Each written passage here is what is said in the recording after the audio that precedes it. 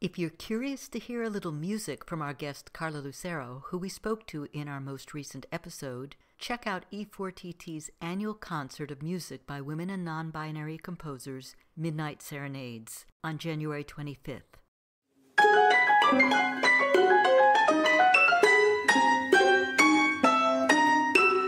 Welcome to For Good Measure, an interview series celebrating diverse composers and other creative artists, sponsored by a grant from the California Arts Council.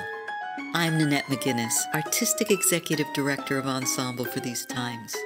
In this week's episode, we're joined by Dawn Norfleet, who we spoke to in January 2022. In addition to being a composer, you're also a flutist and a pianist. What was the timeline for these? Any standout experiences? How have all three influenced your musical path? The first time I sang harmony was when I was 5 years old. My mother was in a choir with her sorority, Delta Sigma Theta. So they had the Delta Choraleers, and they invited family members to come along. So I remember, having to sing a note and hold it while other people had to sing something else. And I was like, "Ooh, this is so cool." So when I was in choir at my school in the fourth grade, I went to public schools in LA County. And if there was no harmony part, I would create one. So at the same time, I started playing flute again in the public schools. So fourth grade, there was a little orchestra, little black girls, little black boys, playing Handel and Hatikva and whatever else was set in front of us. Yeah. So then going into junior high, not middle school, I started improvising with the band. I mean, I would do it on my own, basically, and then playing at my grandmother's churches and stuff. And then going into jazz in high school, and I had to play the saxophone because flute players were discriminated against. You had to play something else. So I picked up the saxophone just for high school in order to get in the jazz band. And so when I went to college, when I began college, music was the furthest thing from my mind in terms of something to major in. But by the end of my sophomore year, you had to major in something.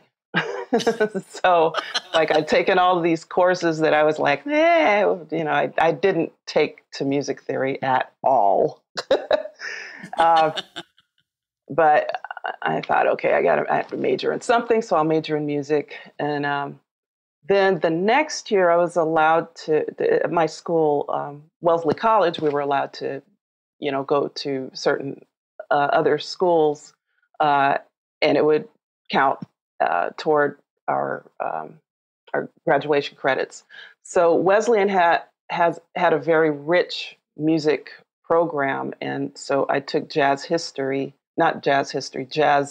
theory and performance, and that's when all that music theory started making sense to me, because I had to play it, internalize it, play it in all of the keys, and hear it and improvise. So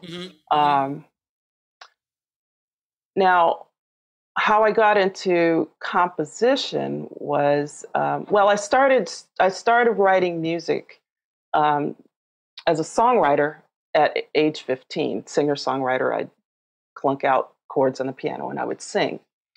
I didn't really write out a lot of things. I could, but I just didn't, because I thought, well, who's going to play it? So when I got in college, I heard some 20th century composers, and I was just kind of fascinated by like, wow, people are making melodies out of things that have no tonality, or that's just atonal, or that's bleeps and blops and all. And I was kind of intrigued by that, so I started composing in that language. I never could really get into the whole tone roast thing, but a lot of times I would start with something and then I'd quickly leave it. So I'd say I started doing that my second year in college, and then when I went to this thing in the summer, this symposium held at my college called the Composers Conference, and I met all these amazing composers, Mario Davidovsky, John Adams, and some of the fellows there who are now like, top in their field. There was Tan Dun, Bright Cheng, Chen Yi, Zhou Long, just all these people. And I was just like really amazed. And so I decided, okay, this is what I want to do when I go to grad school. So I went to Columbia University and got my master's in composition. And yeah, so after I finished my master's, I kind of turned my attention to ethnomusicology for a PhD. So, wow, kind of a 180, because in ethnomusicology, my degree, my focus was on African American music, specifically hip hop culture, underground hip hop culture. So that's what my dissertation is on. Thank you for listening to For Good Measure, and a special thank you to our guest, Dawn Norfleet, for joining us today. If you enjoyed this episode, please subscribe to our podcast by clicking on the subscribe button, and support us by sharing it with your friends, posting about it on social media, and leaving us a rating and a review. To learn more about E4TT, our concert season online and in the Bay Area, or to make a tax-deductible donation, please visit us at www.e4tt.org. This podcast is made possible in part by a grant from the California Arts Council and generous donors like you.